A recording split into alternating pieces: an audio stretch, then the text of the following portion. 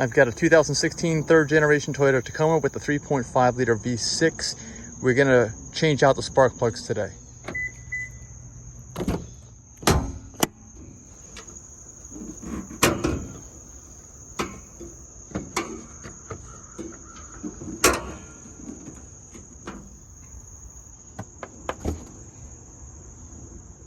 After you take off the cover here on the intake manifold, you're gonna have to remove this area here and recommend gloves. You gotta take this wire harness off and then also 10mm bolt on here and take all this assembly off on top of the air filter. Loosen these as well. Take it all off. So for this here, the wire you push in, see how this pushes all the way in? Once it's all the way in, you can pull the entire connector out like that. The nut or bolt is 10mm, as I was saying. Just loosen it enough. It's pretty loose now. Just take this whole thing off. It should slide off once you do that. So there's 1, 2. That's just kind of wedged in there, and this will pull off and like that. The rest of the box lifts up, and let's see, I guess you can get one of these off as well to knock it out of the way, all the way, because there are a few things. Well, actually, I'll just tilt this out the way it is. We got coil pack 1, 2, and 3. This one's still covered with something we got to get to. This is on the passenger side. This bracket bolt's the only one you got to remove. It's also a 10mm, and I'm using my fancy wrench here. Whatever you can do to get in there. There's an air conditioning line in the way. There's a bunch of things in the way. That wasn't gonna work. Sometimes the first time you loosen them, they're on very tight. I gotta get a bigger socket.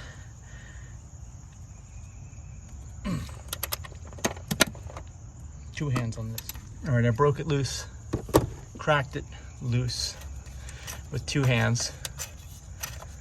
And just don't lose this bolt, move it out of the way, and then we can start by disconnecting the wires to the coils and then disconnecting the coil packs, and I'll show you where my spark plugs and where I got them from as well. See, so this just allows you just enough room by finagling it around. But let's get these off, the wires off the coil packs. 1. Sometimes they're hard. I might need 2 hands to get these as well, but you saw that first one, you get the idea. All right, so we got each of the coil packs disconnected. Then we take the, I think it's a 10mm on that as well. And then we can pull the pack out, loosen the plug, and let me show you the plugs and where I got them.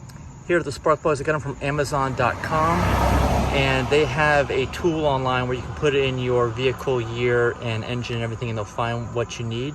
So these are not genuine Toyota. But please, if you go on Amazon, use our link, which is on aPlantBasedDiet.org. Go to giving, click through on Amazon Smiles. That'll help us out. Thanks so much. Here, they look kind of different. I'm used to old school plugs with 1 prong. Look at this. It's wild, huh? This is not your normal spark plug. I don't think there's any gapping involved in this either. Interesting, huh?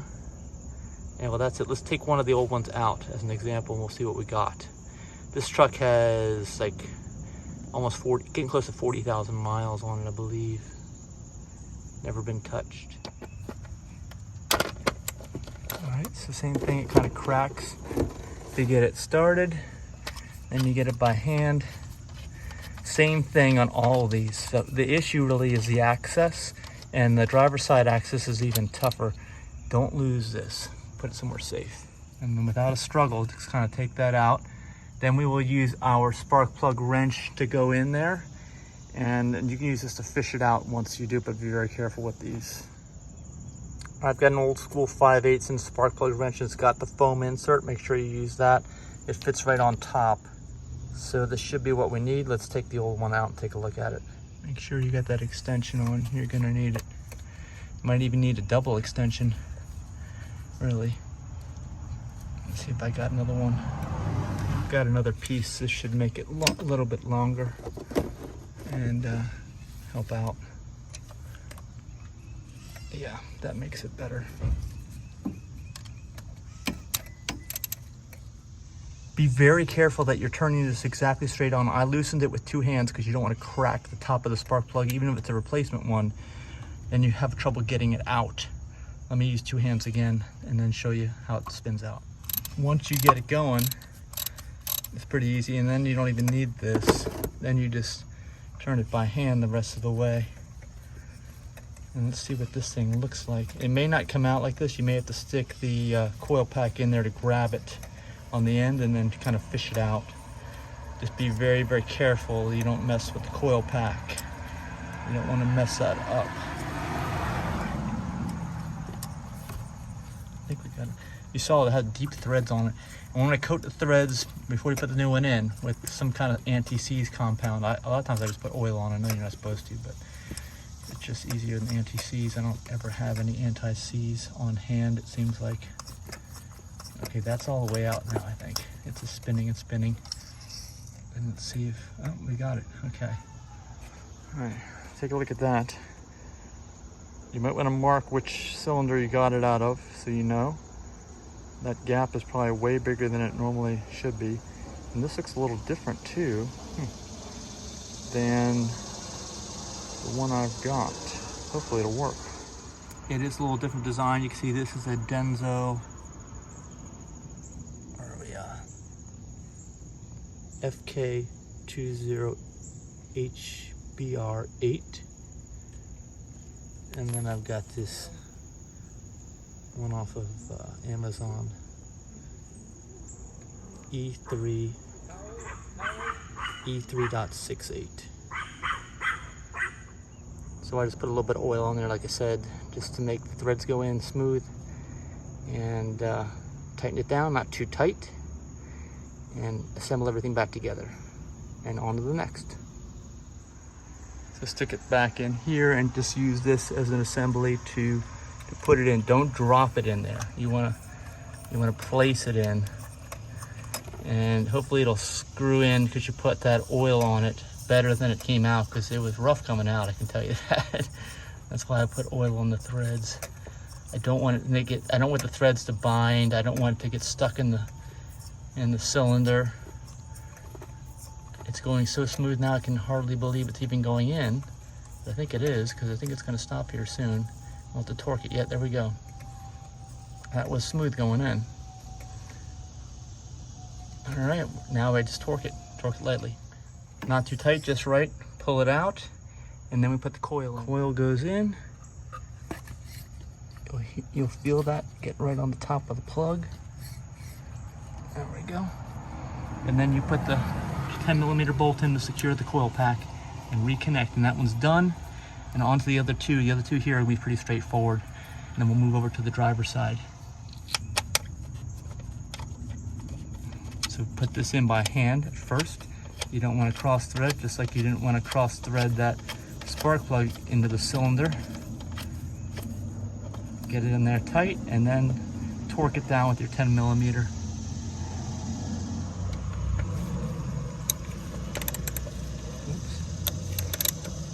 Lefty loosey, righty tighty.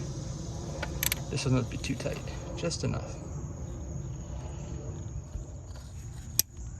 There we go. I'm not going to show the other two, they're pretty straightforward. Had a little trouble with this passenger middle.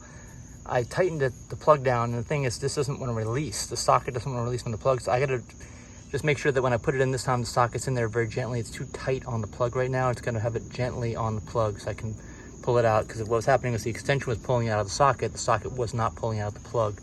So just, you have to use a little finesse and not too tight on the plug. All right, the little pieces back on that you have to take off for clearance, and then the air box goes back on. You really didn't even need to take that off at all. Just make sure this goes underneath when you're doing the reverse order. And you can change the air filter here, but I don't have one. Otherwise I would. It's been 7 years. This truck's almost 7 years young. And I'll get the exact mileage in a minute, but the plugs have never been replaced until today.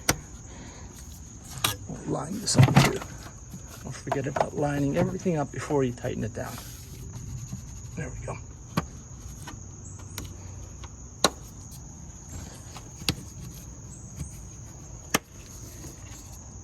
And then this goes straight back. Tighten that last 10mm bolt.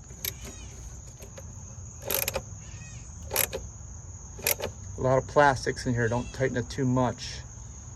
There we go. Notice I marked the boxes for future reference. Actually, you might want to tape these up so they don't come out.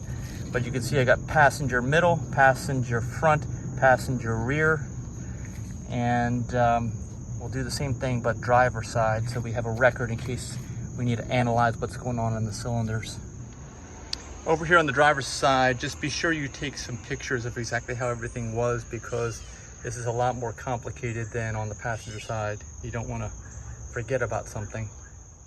First thing you want to do is remove the intake plenum upper bracket bolts. These are 12mm. There's 2 of them. Start with this one right here, and then the one over here.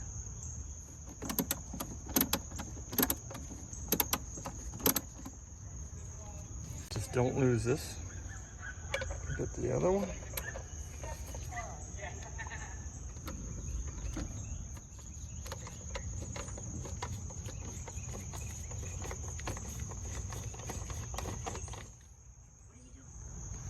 By loosening this, hopefully we can get the foam out from behind. Just got to pull on this while you pull the foam out so that you can get access to the number 6, I think that is, up against the firewall in the rear on the driver's side here. You can see way down in there is a nut that holds the top part of the foam on, and that's a 10mm. So get your 10mm with extensions and loosen that. It might be hard to get straight on, but you need to get straight on in order to get that bolt off without stripping it, so be careful.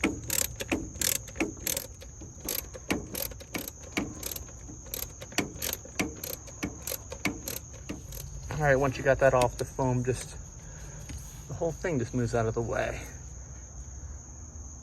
There's the foam.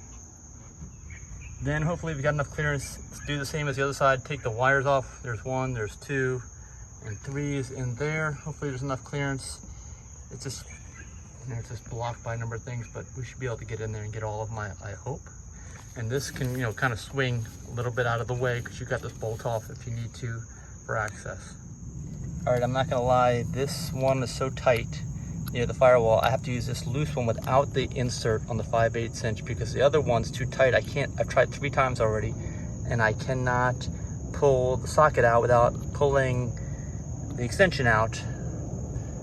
Well, I can't pull the socket out at all, basically. The extension just comes out, so I'm gonna use this one, be very careful when tightening it. All right, this one's tight. I have to actually take this connector off. Just to twist this around to get this thing to come off of the coil pack.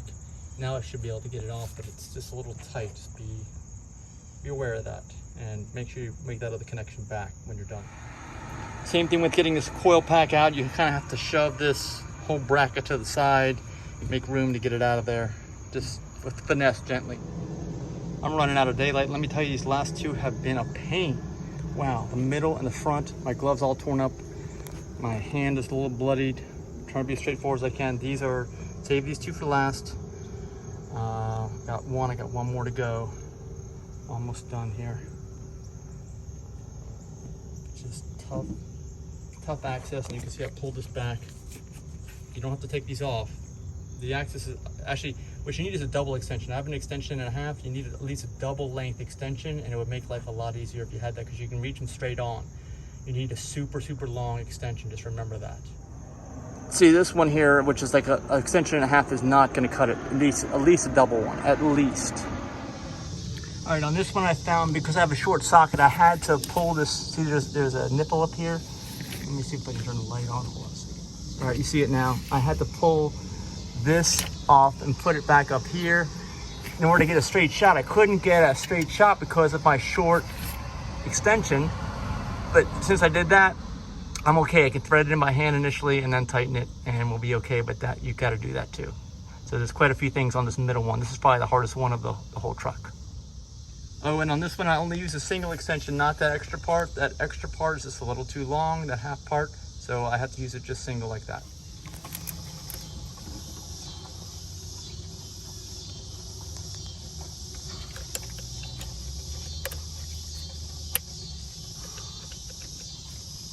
Okay, we got all the connections. Now, last bolt's on from this thing and that thing, which we have to move back into place. So I moved them aside, move them back into place and bolt them on. Oh, and don't forget about this thing as well before you put that other piece fully back into place that's closest to the firewall. All right, all done. Got my bloody tissues. Like I said, I was beginning to wonder, that one cylinder, wow, middle driver's side really messed me up. But I told you the cheat code and the secret for that, so it shouldn't happen to you. Just put the cover back on and we'll crank it up and see how it's going. Looks like rodents in here. Clean that out first.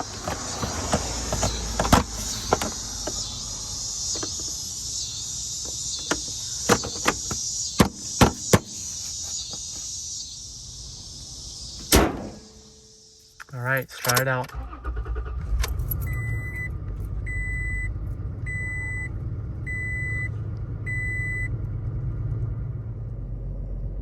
And here's the mileage I've got with the first spark plug change. And it is September, mid-September 2022. I bought this car in December 2015.